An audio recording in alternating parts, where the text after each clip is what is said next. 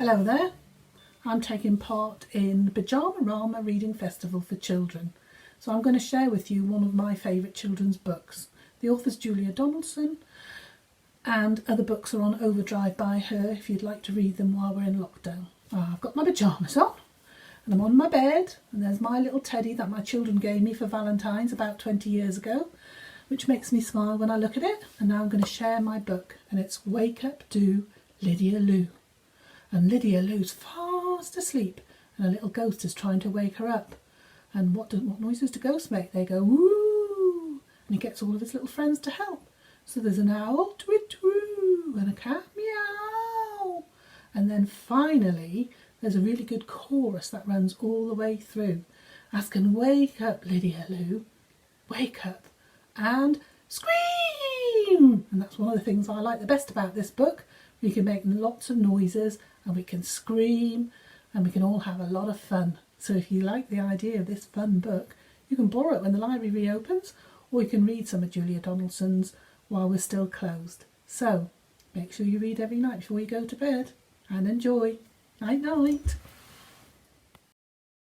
Hello, I'm Nick, and this is my cat, McCavity, who's decided to come and stand on the bottom of the bed while I tell you about the books that I liked when I was a child. Oh, there he goes. There were 3 books that I liked as a child to be read to at bedtime. One of them was Thomas the Tank Engine, long before it was made into a TV cartoon. I had a whole set of these books which I really enjoyed. My mum and dad reading to me, had some wonderful pictures in, and they were all about the adventures of Thomas and his locomotive friends. My favourite book was Winnie the Pooh. It's quite an old book now, but the stories of Winnie the Pooh in 100 Acre Wood with his friends Kangur and Roo and Eeyore, and my favourite was Tigger, the tiger, because he used to bounce and bounce and bounce around. My other favourite book was Alice's Adventures in Wonderland. This is quite an old version, but the reason I really liked this was because it was a pop-up book and it had lots of things that you could pull and make Alice and the White Rabbit and the Queen, etc.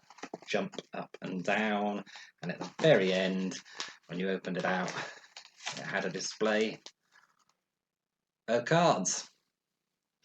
I remember all those really well, and I hope that you enjoy being read to or reading books yourself in bed, and have joined in with our bounce and rhyme on a Thursday and story time on a Saturday. Bye. Hi, my name is Jan. I work at Dawlish Library. This is to introduce you to my favourite children's book when I was growing up, which was the Beezer book. And as you can see, I read it loads and loads as it's falling to pieces. Okay, we'll see you all soon. Bye. Hi, I'm Rod from Dawlish Library. I've got my gym jams on. I'm sitting in a bed, can't really see it. However, just some books from childhood. This is the first I want to say, Tootles the Taxi. Lovely little ladybird book. Fantastic pictures and a little rhyme for each kind of vehicle that's in there. Moving on a bit, this is good old Eagle Annual, which I think I got from somebody who lived down the street because it was before my time, really. That's what I'm saying anyway. And it's got some great, picture strips.